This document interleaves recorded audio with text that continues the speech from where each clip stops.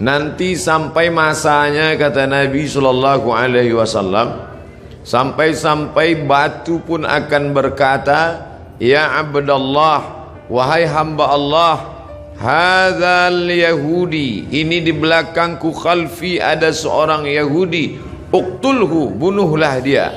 Satu saja yang tidak mau menunjukkan tempat Yahudi, yaitu syajaratul gharqad, pohon gharqad, bentuknya seperti pohon pinus. Alhamdulillah, ketika saya sampai di kota Rafah, ini Mesir, ini Palestina, lalu ada satu kota bernama Rafah dibagi dua, perjanjian damai antara Mesir dengan Israel, maka mereka ambil setengah dan diambil oleh Mesir setengah. Di tengah kota ini dibuat satu garis lurus perbatasan dengan tegangan listrik, tegangan tinggi, pagar kawat, sehingga antara orang Rafah yang ada di Mesir dengan yang ada di jajahan Israel putus kontak, hanya bisa berhubungan lewat alat komunikasi, padahal mereka punya kota yang indah sebelum penjajahan Israel tahun 1946. Dari sana kita lihat hijau. Ternyata yang hijau mereka tanam itu adalah syajaratul gharqad, pohon yang memang sudah disebutkan Nabi Muhammad sallallahu alaihi wasallam.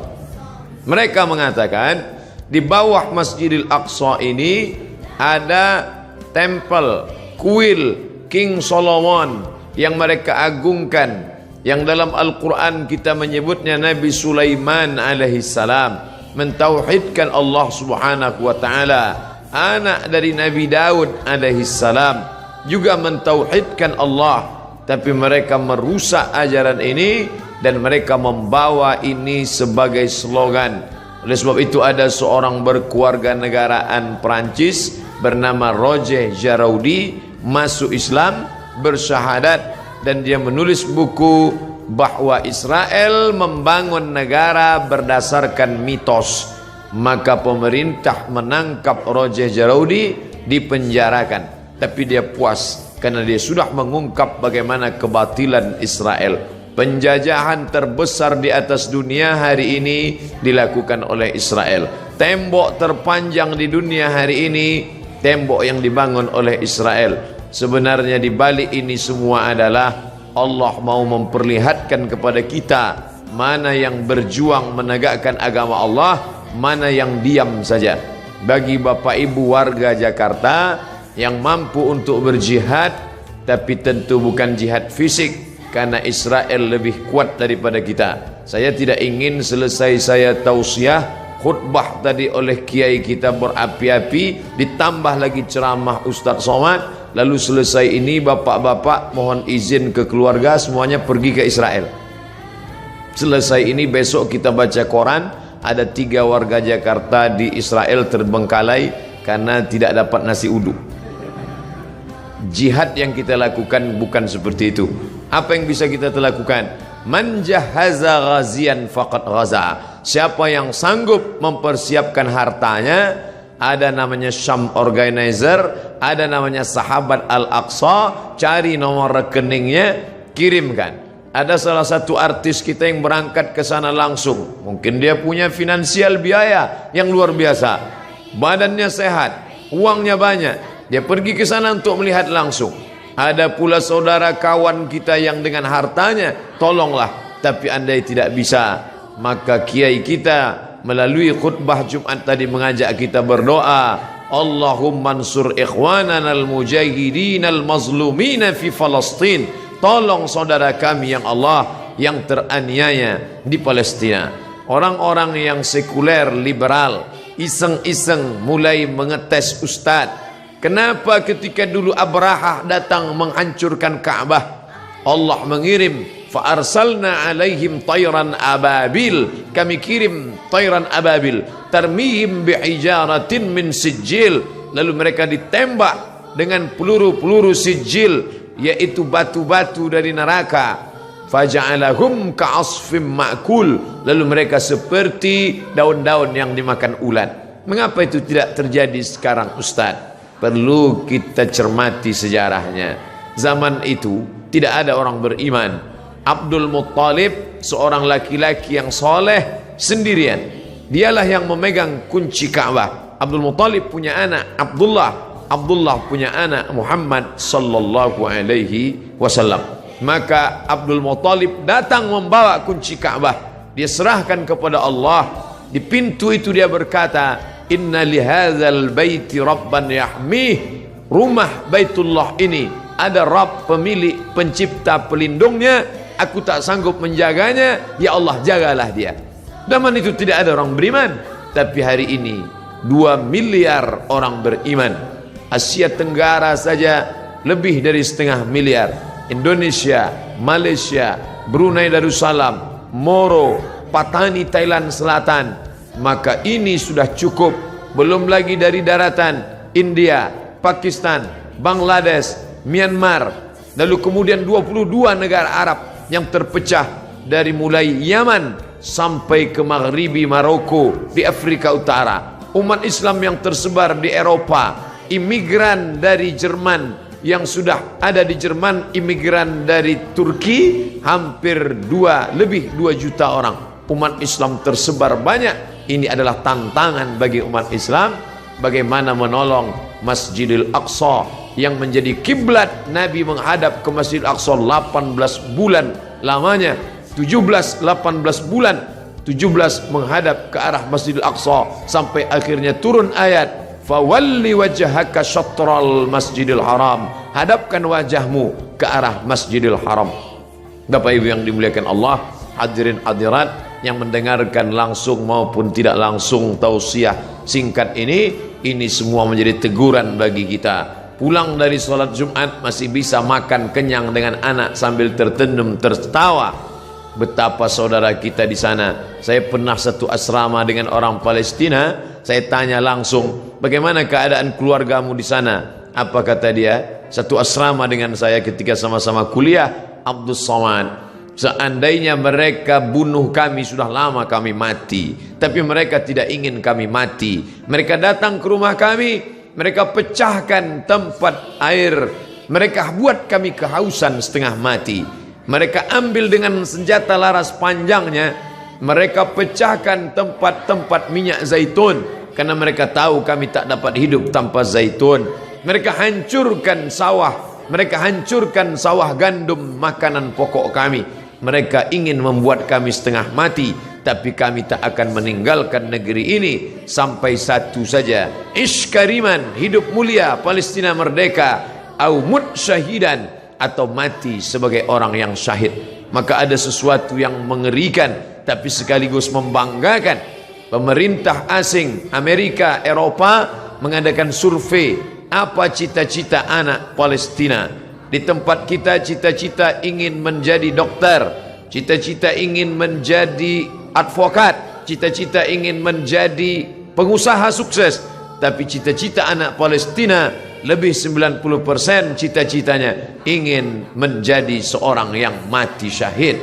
Maka apapun profesinya, iskariman, kalau kau hidup, hiduplah mulia. Au mut syahidan, kalau mati maka mati syahid. Maka pemerintah Mesir lewat masyarakat muslimnya membuat slogan mempertahankan makanan produk Islam, tidak membeli produk-produk dari Israel yang sekian persennya dibelikan untuk peluru membunuh saudara-saudara kita. Uangnya uang kita, kita yang memakai, dari deterjen sampai sikat gigi, sampai tekstil, sampai alas kaki.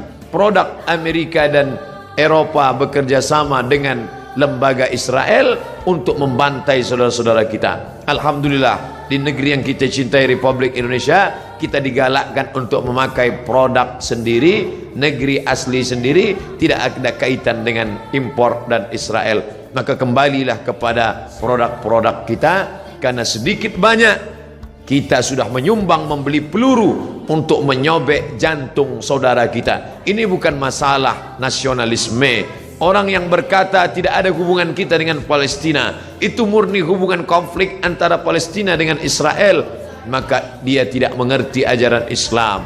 Kita baca Al-Quran, Subhanalladzi asra bi'abdihi laylan minal masjidil haram ilal Masjidil Aqsa.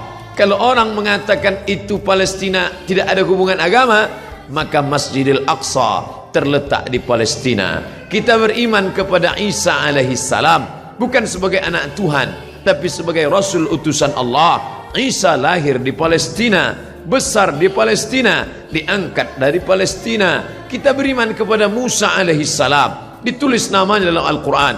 Musa lahir di Mesir dan berhijrah ke Palestina. Namanya 4 kali kita sebut. Kama sallaita ala Ibrahim wa ala ali Ibrahim, kama barakta ala Ibrahim wa ala ali Ibrahim.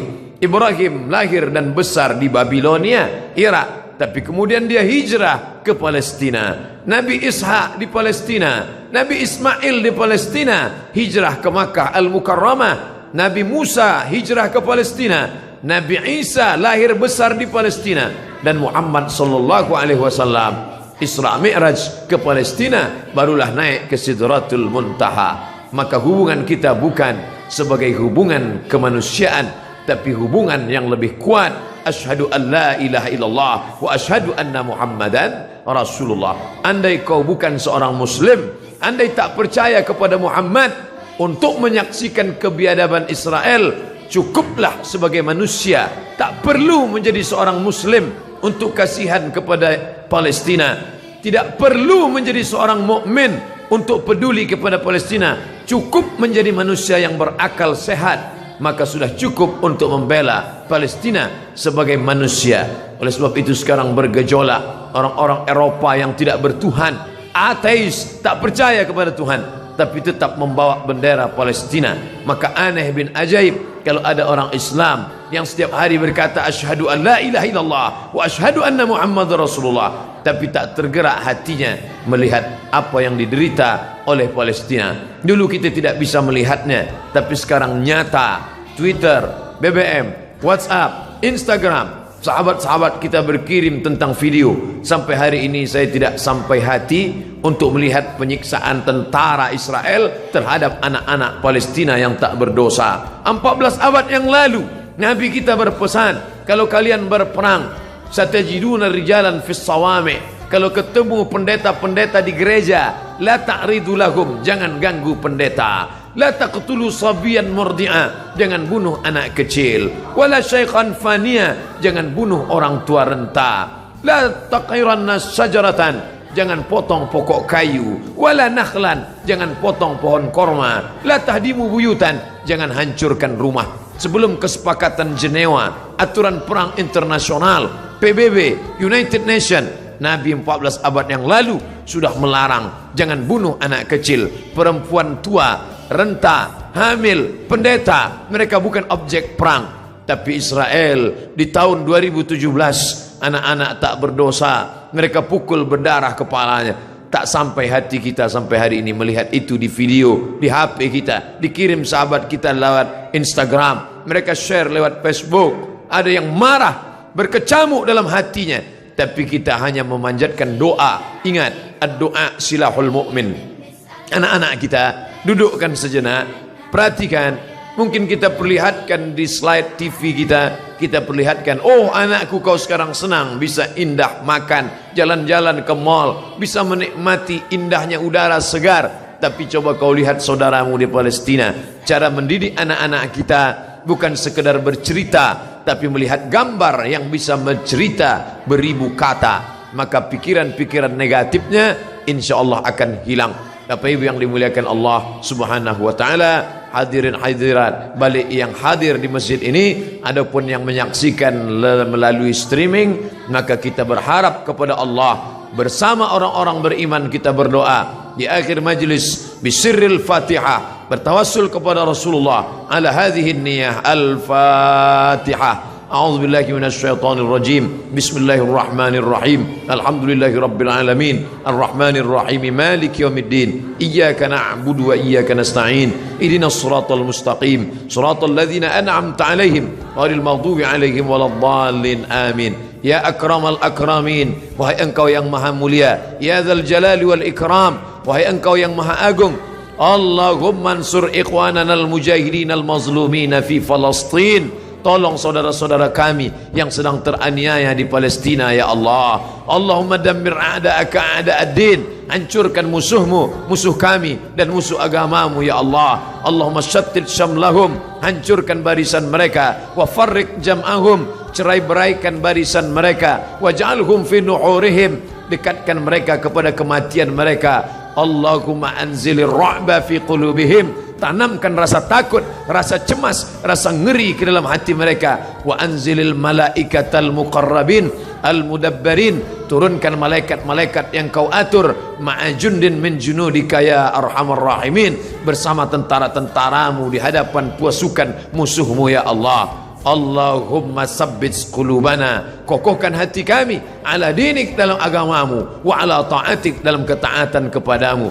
Allahumma inna na'udzubika min ilmin la yanfa', jauhkan kami dari ilmu yang tak bermanfaat, wa min qalbin la yakhsha', dari hati yang tak khusyuk, wa min nafsin la tashba', dari nafsu yang tak pernah kenyang, wa min du'ain la yusma', dari doa yang tak dikabulkan. Allahumma ansur ikhwanana al-mujahidina fi kulli makan, tolong saudara kami yang teraniaya, yang berjuang. Mereka dibakar, mereka dibunuh, mereka diusir, bukan karena harta, tapi karena lidah mereka berkata la ilaha illallah wa ashhadu anna muhammadan rasulullah. Allahumma ja'al abna'ana wa banatina min huffazil Qur'an, jadikan anak-anak kami para penghafal Quran. Waj'alhu lana imaman wa nuran wa hudan wa rahmah, jadikan Quran sebagai cahaya penerang saat gelap gulita, sebagai hidayah bagi kami ya Allah. Allahumma hadi qaumana fa innahum la ya'lamun, saudara-saudara kami, sahabat-sahabat kami yang belum peduli, beri mereka hidayah. Mereka berbuat buruk karena mereka tidak tahu ya Allah. Rabbana atina fid dunya hasanah wa fil akhirati hasanah wa qina adzabannar. Wa sallallahu ala sayyidina wa maulana Muhammad wa ala alihi wa sahbihi wa sallam, walhamdulillahi rabbil alamin.